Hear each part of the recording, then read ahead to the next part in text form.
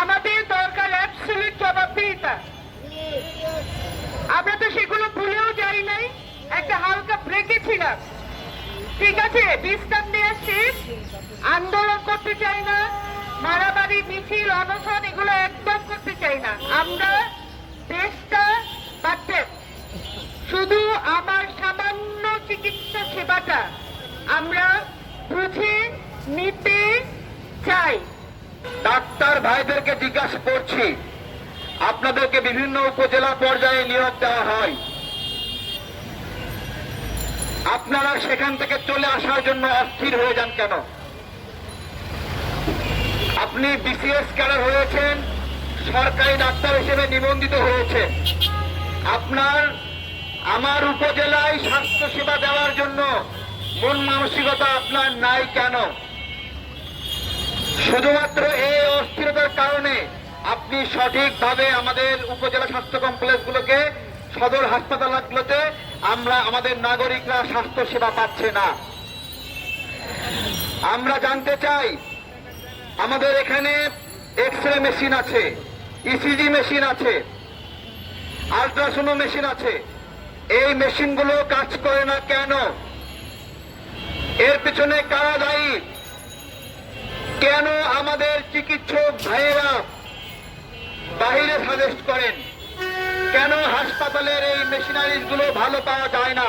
আম জনতার দলের পক্ষ থেকে বলতে চাই, সরকারি হাসপাতালগুলোতে স্বাস্থ্য সেবার মান উন্নয়ন করতে হবে, বাজেট বৃদ্ধি করতে হবে, ডাক্তার এবং স্বাস্থ্যকর্মী পর্যাপ্ত পরিমাণে রাখতে হবে।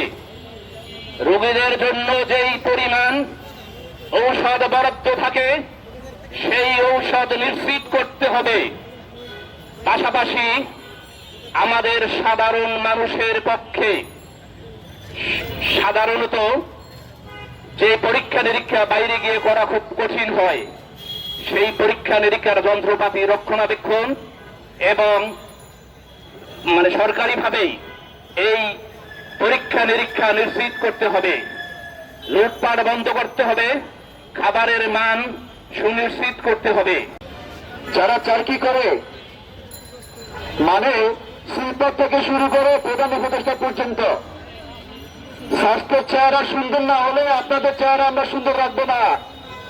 64টা জেলায় আমরা শুরু করব যাতে স্বাস্থ্যের চেহারা সুন্দর হয়। আপনাদেরকে ঘুমাতে দিব না। আপনারা জেগে থাকলে ভয়ে থাকবেন, ঘুমে থাকলে ভয়ে থাকবেন। আপনাদের চেহারায় বয়সের চাপ পড়ে যাবে, আপনারা ভয়ে ঘর থেকে বের হবেন না। 64টা জেলায় আমরা শুরু করব যতদিন না পর্যন্ত স্বাস্থ্যের চেহারা সুন্দর না হয়। প্রত্যেকটা সরকারি হাসপাতালে সুন্দর, সুস্থ এবং আধুনিক যন্ত্রপাতির ব্যবস্থা করতে হবে।